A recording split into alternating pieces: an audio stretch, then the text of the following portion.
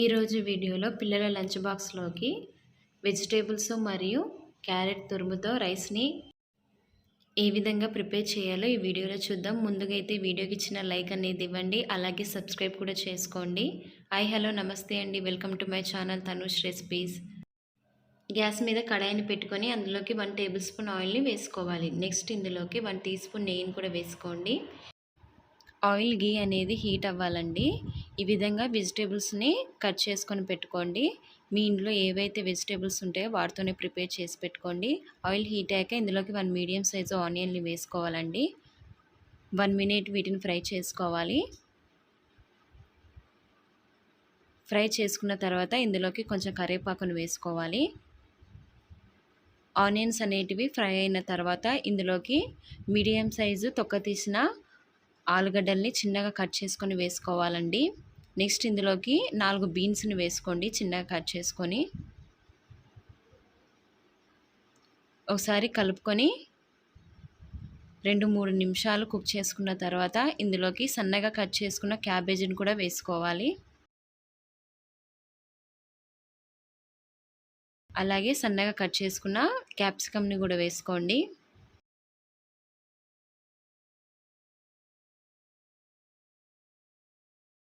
Next ఇందులోకి బఠానీని వేసుకోండి, పచ్చి బఠానీ 2 టేబుల్ స్పూన్స్. ఇప్పుడు మొత్తాన్ని కలుపుకొని ఒక 5 నిమిషాల వరకు కుక్ చేసుకోవాలండి. నెక్స్ట్ ఇందులోకి రుచికి సరిపడా సాల్ట్ని వేసుకోండి. నేను వెజ్జెస్ వరకు మాత్రమే వేసుకున్నానండి, ఆల్రెడీ రైస్ ఉడికించేటప్పుడు వేసుకున్నాను కాబట్టి. అలాగే 1/2 టీ స్పూన్ పసుపుని కూడా వేసుకోండి. మొత్తం ఒకసారి కలుపుకున్న తర్వాత 2 మినిట్స్ తర్వాత ఇందులోకి 1 టీ స్పూన్ జింజర్ గార్లిక్ పేస్ట్ని యాడ్ చేసుకొని పచ్చివాసన పోయేదాకా కలుపుకోవాలండి.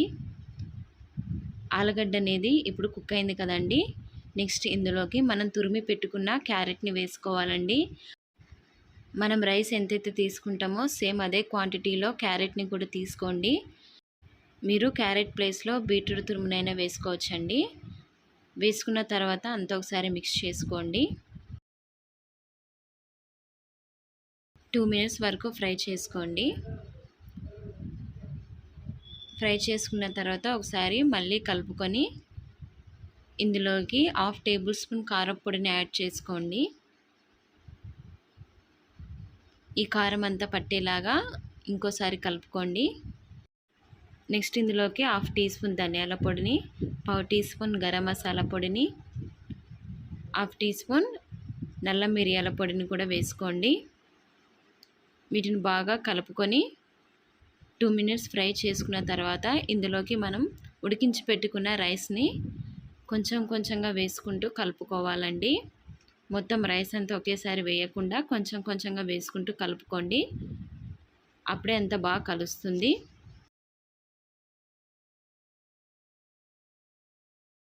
ఇలా రైస్ మొత్తం వేసుకొని కలుపుకున్న తర్వాత ఇందులోకి సన్నగా కట్ చేసుకున్న కొత్తిమీర, పుదీనాని వేసుకోవాలండి.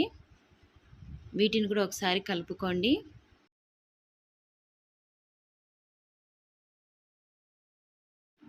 లాస్ట్గా ఇందులోకి 1/2 లెమన్ జ్యూస్ని వేసుకోవాలండి.